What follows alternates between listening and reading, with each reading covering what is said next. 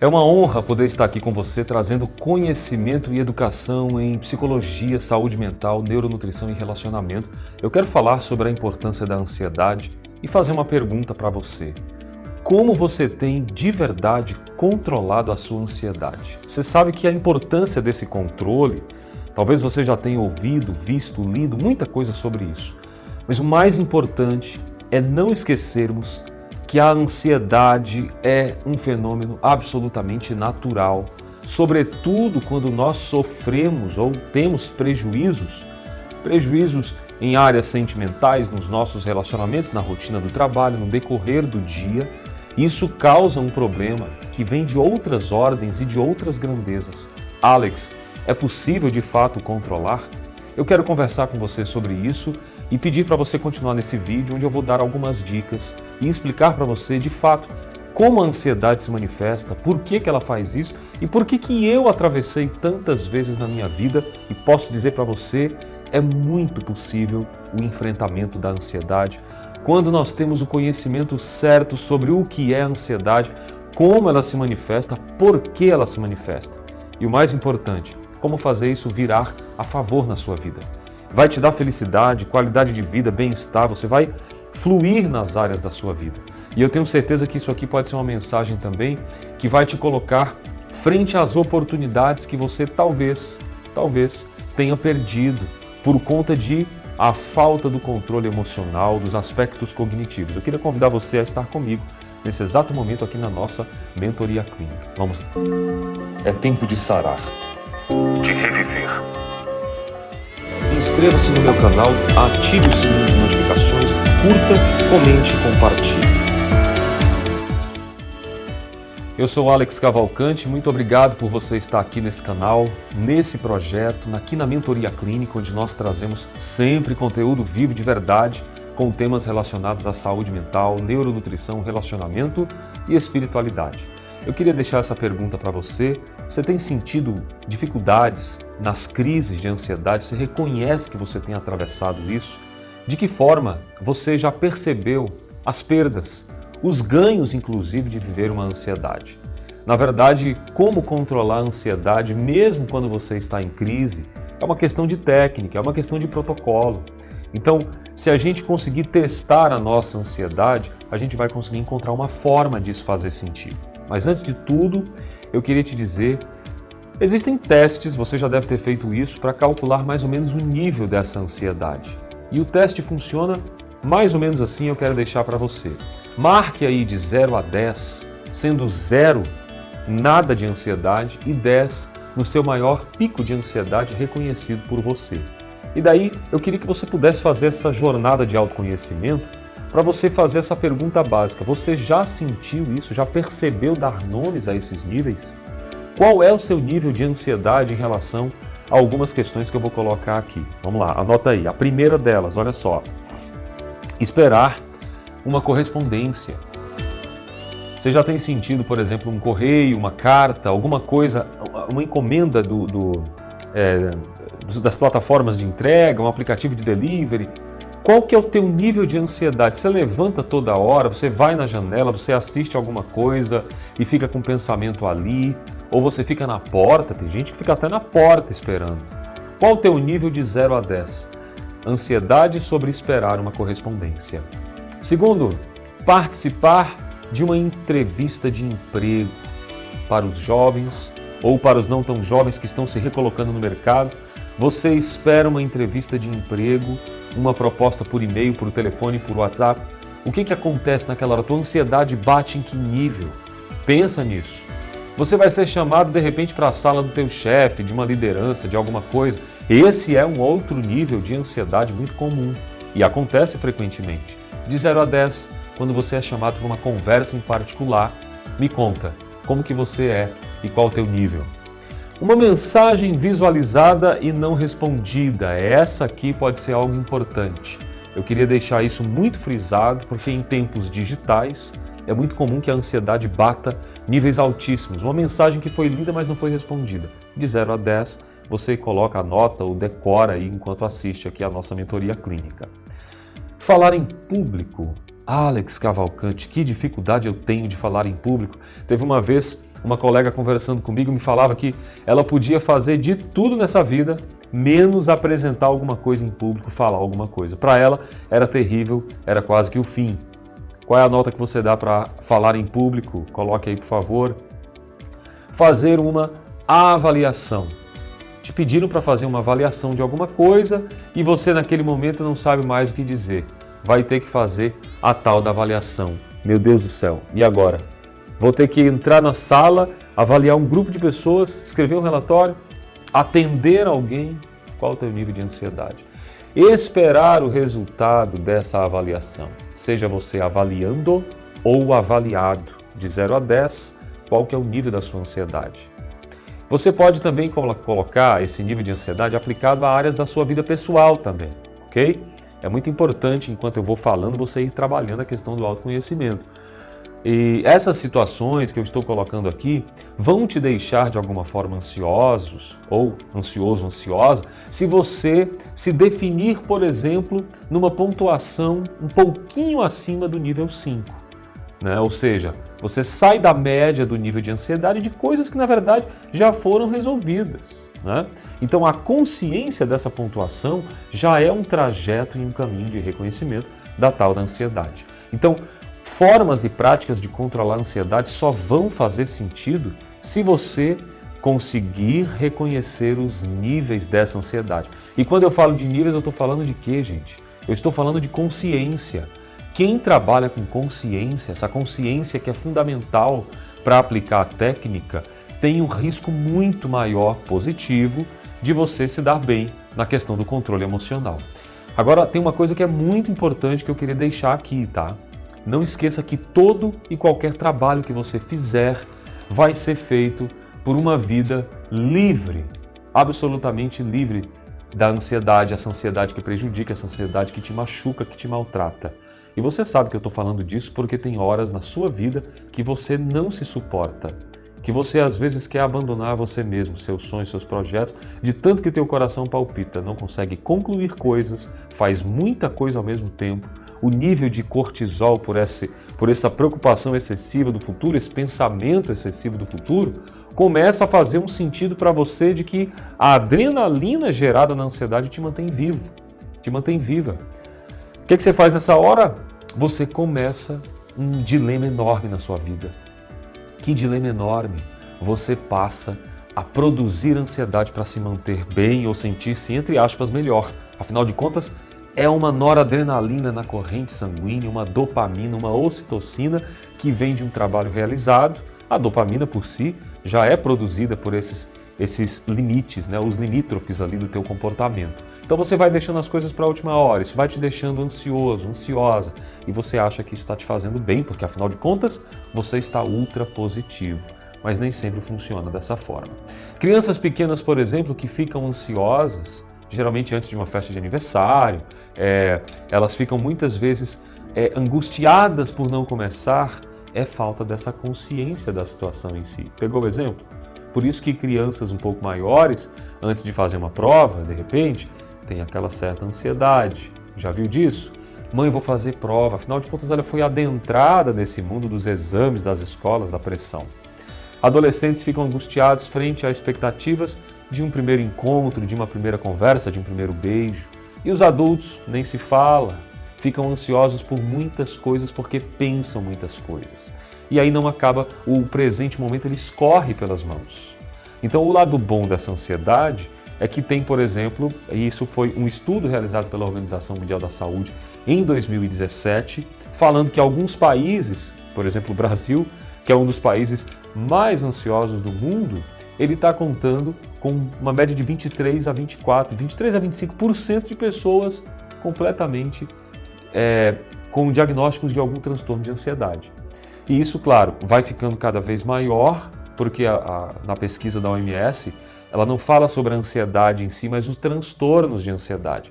Então, esses transtornos vão ser decorrentes dos eventos, dos pensamentos, dos pequenos gestos de ansiedade.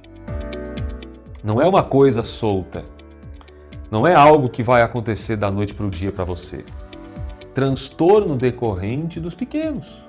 E isso vai gerando cada vez mais ansiedade e você não vai conseguindo controlar a ansiedade do dia a dia e essas psicopatologias vão sendo colocadas na sua vida. Ou seja, dificuldades de controlar a ansiedade, não controlou a pequena e se tornou a grande, seria mais ou menos isso.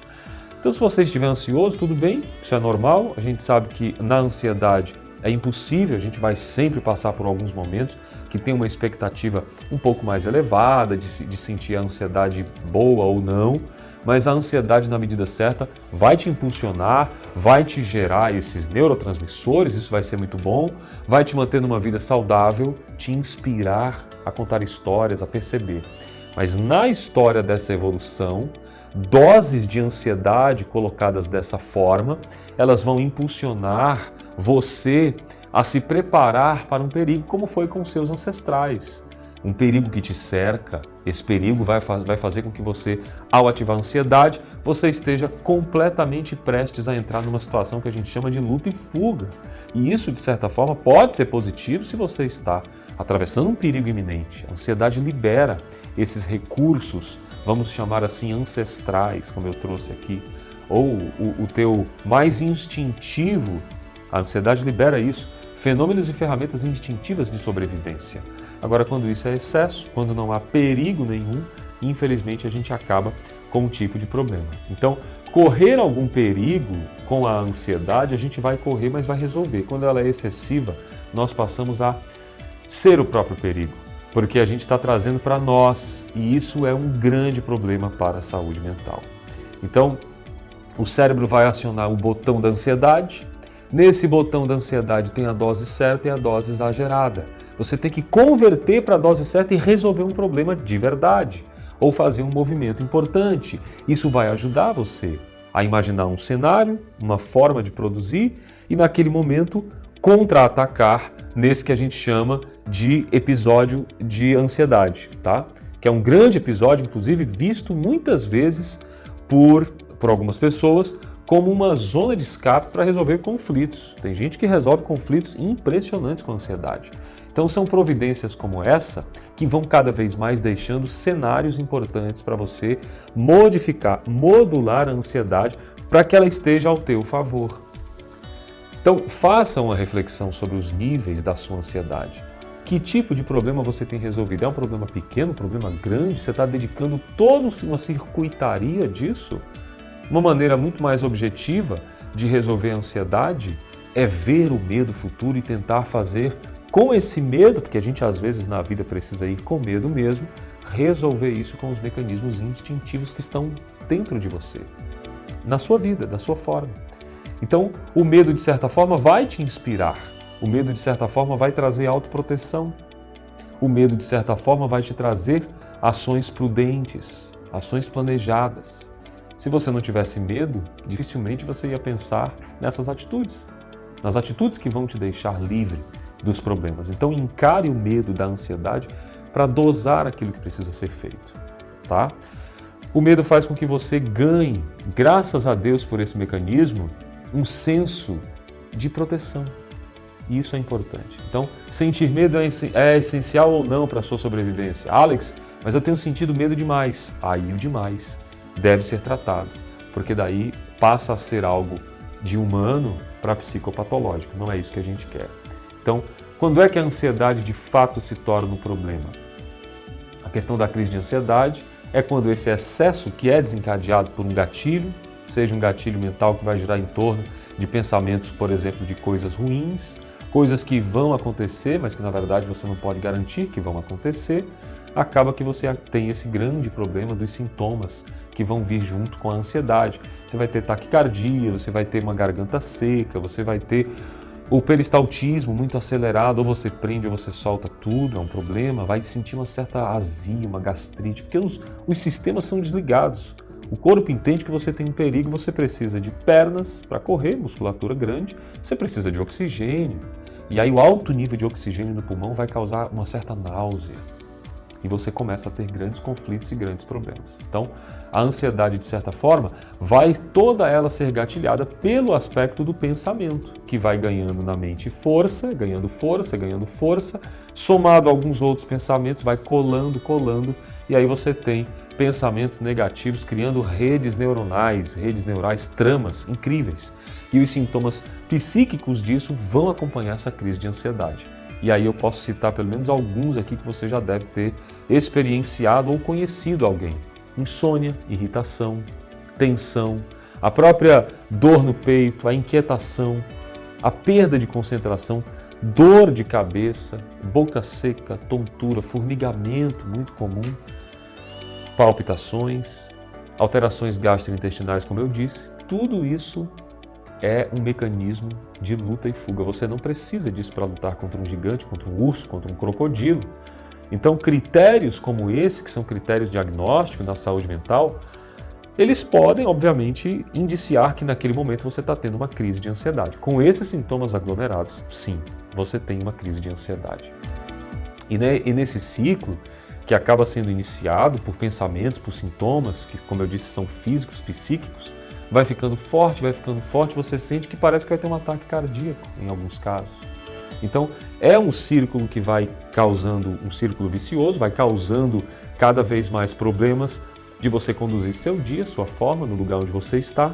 E essa crise de ansiedade, ela forte desse jeito, vai manifestando imediatamente um controle. E uma maneira de controlar isto é você fazendo a meditação.